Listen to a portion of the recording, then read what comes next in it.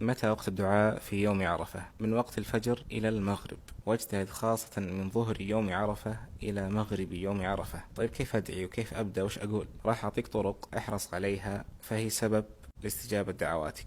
قبل تدعي سبح الله 10 مرات، واحمد الله 10 مرات، وكبر الله 10 مرات. فعن أنس بن مالك رضي الله عنه قال: جاءت أم سليم إلى النبي صلى الله عليه وسلم فقالت: يا رسول الله، علمني كلمات أدعو بهن. قال: تسبحين الله 10، وتحمدينه 10، وتكبرينه 10، ثم سلي حاجتك فإنه يقول قد فعلت قد فعلت. ثم قل: اللهم إني أسألك بأني أشهد أنك أنت الله لا إله إلا أنت الأحد الصمد الذي لم يلد ولم يولد ولم يكن له كفوا أحد. فإن الرسول صلى الله عليه وسلم سمع رجلا يقول هذا الدعاء ثم دعا، فقال صلى الله عليه وسلم: لقد سأل الله باسمه الأعظم الذي إذا سئل به أعطى وإذا دعي به أجاب.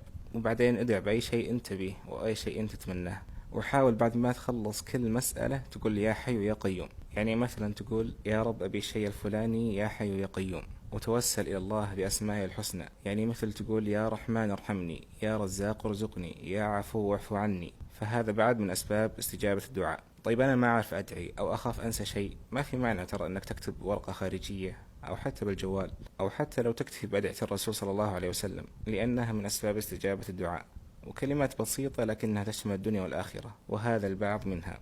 احفظها عندك وقل بها مع دعائك.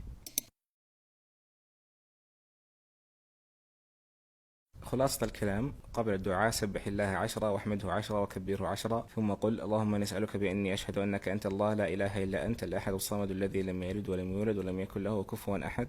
بعد ما تنتهي من كل دعاء تقول: يا حي يا قيوم، ومع دعائك تتوسل إلى الله بأسماء الحسنى.